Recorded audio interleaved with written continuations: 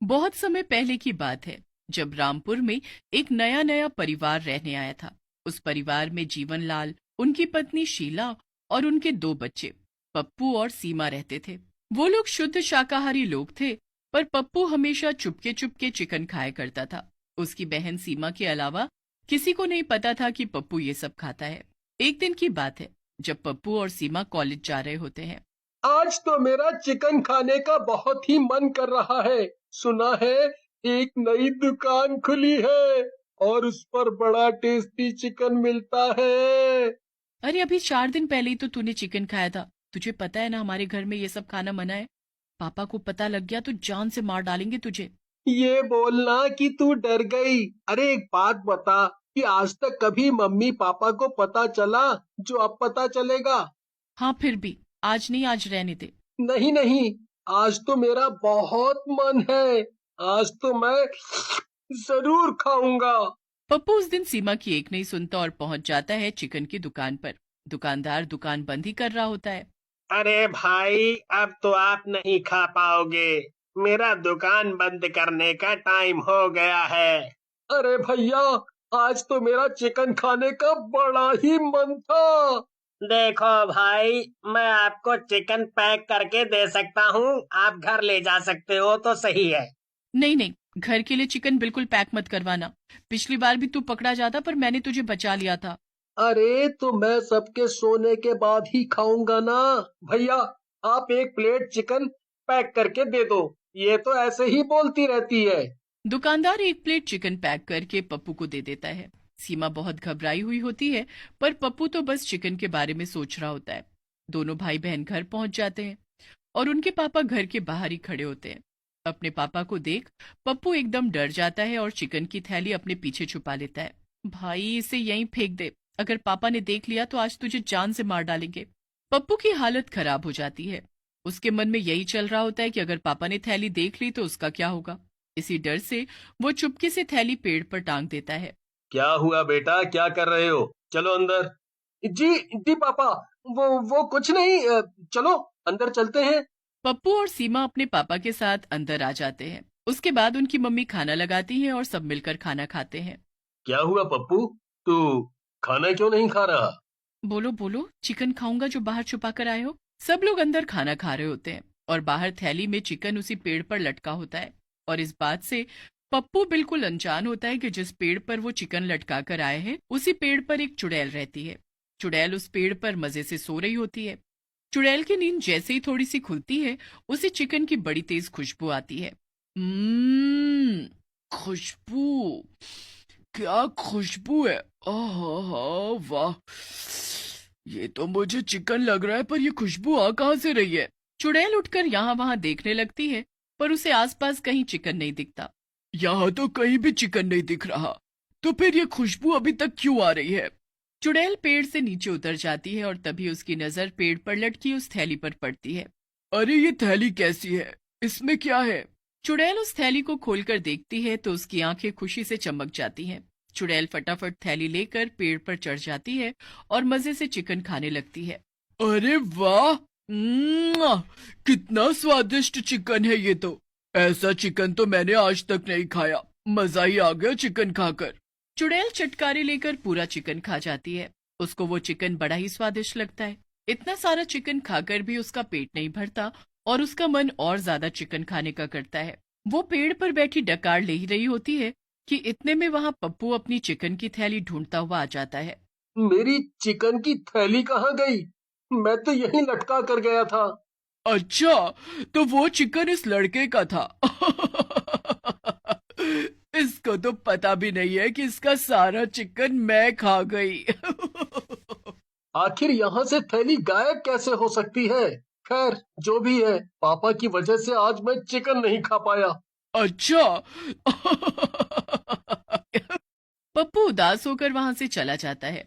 उस रात तो पप्पू को भूखा ही सोना पड़ता है, पर चुड़ैल बड़ी खुश होती है। उसे तो उस चिकन का स्वाद मुंह लग जाता है। अब हर दिन चुड़ैल पप्पू के आने का इंतजार करती है कि वो चिकन की थैली वहां छोड़कर जाएगा। कितनी बार चुड़ैल पप्पू की चिकन की थैली गायब कर जाती है, पर फिर काफी दिनों तक ऐसा नहीं हो पाता। चुड़ैल इस बात से बड़े ही गुस्से में आ जाती है। मुझे चिकन खाना है, इस लड़के के भरोसे तो लगता है मैं ऐसी ही रह जाऊंगी। मुझे पता लगाना होगा कि ये चिकन लेकर कहाँ से आता है। अब मुझे खुद ही जाकर ढूंढना पड़ेगा। एक दिन चुड़ैल पप्पू के पीछे लग जाती है और उस चिकन की दुकान पर पहुंच जाती है। जब दुकानदार दुकान बंद करके चला जाता है तो चुड़ैल दुकान में घुस जाती है। वहां इतना सारा चिकन बचा पड़ा होता है जिसे देखकर चुड़ैल की जीभ लपलपाने लगती है। अरे वाह, इतना सारा चिकन! लगता है आज मेरा पेट भरेगा। समझ ही नहीं आ रहा कि कहाँ से खाना शुरू करूं। एक काम करती हूँ, ये बिरयानी खाती हूँ पहले।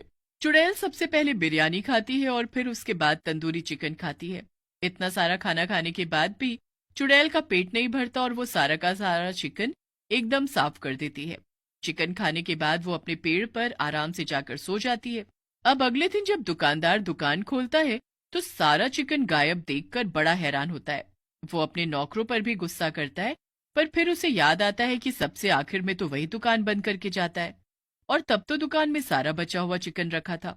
दुकानदार को ये उसका वहम लगता है, पर अब ऐसा रोज ही होने लगता है। दुकानदार को इसके पीछे की वजह ही नहीं समझ आती, पर अब वो रात को बचा हुआ चिकन छोड़ना बंद कर देता है और अपने साथ घर ले आया करता है। एक दिन उसी दुकान पर फिर से पप्पू चिकन खाने आता है। दुकानदार पप्पू के लिए चिकन पैक कर देता है और उसे पकड़ा देता है। पप्पू यही सोचकर फिर से चिकन घर ले आता है। हमेशा की तरह वो चिकन को छुपाकर कमरे में ले आता है और अपने कमरे में टेबल पर रख देता है। अब पीपल का पेड़ पप्पू के कमरे की खिड़की से ज्यादा दूर होता नहीं। चुड़ैल को चिकन की खुशबू पेड़ तक पहुंच जाती है। अरे चिकन की वही खुशबू! लगता है वही लड़का चिकन लेकर आया है। चलो अच्छा हुआ, आजकल वो दुकान वाला रात को चिकन ही नहीं छोड़ता दुकान में। इतने दिन से मैं कैसे चिकन के लिए तड़प रही थी। पप्पू चिकन खाने के लिए बड़ा उतावला हो रहा होता है। वो चिकन प्लेट में निकाल कर रखता ही है कि तभी उसका एक जरूरी फोन आ जाता है। पप्पू के कमरे में ठीक से नेटवर्क नहीं आ रहे होते, इसलिए वो कमरे से बाहर चला जाता है। बस इतने में ही वो चुड़ैल वहां टपक पड़ती है। मौके का फायदा उठाकर वो चिकन के चटकारे लेना शुरू कर देती है। वाह वाह वाह, इसकी दुकान के चिकन की तो बात ही अलग है। इतनी जगह का चिकन खाकर मैंने देख लिया, पर जो इस चिकन का स्वाद है वो कहीं नहीं मिला। मजा ही आ गया खाकर। चुड़ैल सारा चिकन साफ करके वहां से निकल लेती है और इतने में पप्पू वहां आ जाता है। सारी प्लेट साफ देखकर उसको बड़ी हैरानी होती है। अरे मेरा चिकन कहाँ गया? अभी तो मैं इसी प्लेट में रख कर गया था। पप्पू अपनी बहन सीमा से जाकर पूछता है, पर वो साफ मना कर देती है। अरे भाई, मैं तो तेरे कमरे में ही नहीं गई, तो मुझे क्या पता कि चिकन कहाँ गया।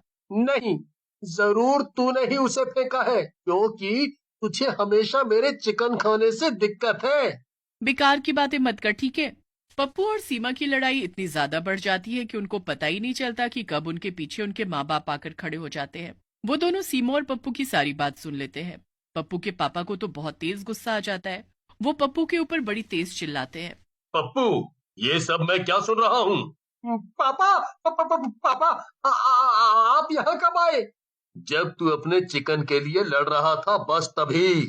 तुझे जरा भी शर्म नहीं आई कि हमारे घर में सब शाकाहारी हैं और तू छुप छुप कर ये सब खा रहा है।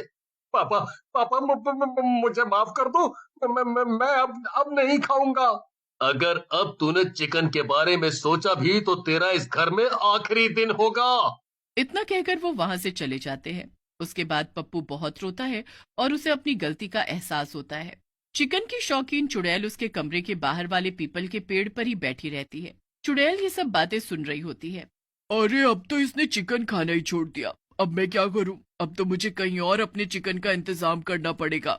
चुड़ैल उस रात कहीं और दूसरे पेड़ पर चली जाती है।